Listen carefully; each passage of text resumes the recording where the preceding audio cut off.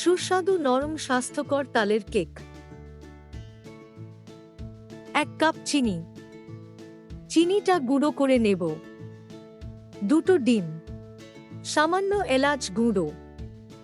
ডিম আর চিনি মিক্সির মধ্যে খুব ভালোভাবে ফেটে নেব। 1 কাপ তালের মাড়ি বা রস। আধা কাপ সাদা তেল। 2 কাপ চালের আটা। আধা চামচ বেকিং পাউডার। আধা চামচ বেকিং সোডা। এই সমস্ত উপকরণগুলি ভালোভাবে মিশিয়ে নিতে হবে।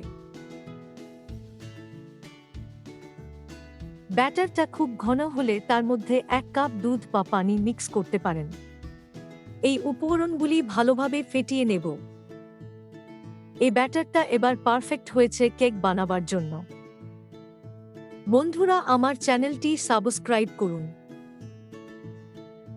যে পাত্রে কেক বানাবো সেটাতে একটু সাদা তেল মাখিয়ে নেব। এবার একটু চালের আটা মাখিয়ে নেব পুরোটাতে। এবার আমাদের ব্যাটারটা দিয়ে দেব। কুকারটা খুব ভালোভাবে গরম করে নেব। এবার একটা স্ট্যান্ড বা বাটি দিয়ে দেব কেকটা রাখার জন্য। এর উপরে দিয়ে দেব কেকটা। এবার সিটিটা খুলে কুকারের ঢাকনাটা লাগিয়ে দেব। এটা মিডিয়াম আছে 60 থেকে 45 মিনিট রাখতে হবে। 45 মিনিট পর কেকটা রেডি হয়ে গিয়েছে। চাকু বা কোনো স্টিকার সাহায্যে দেখে নেব কেকটাও হয়েছে কি হয়নি।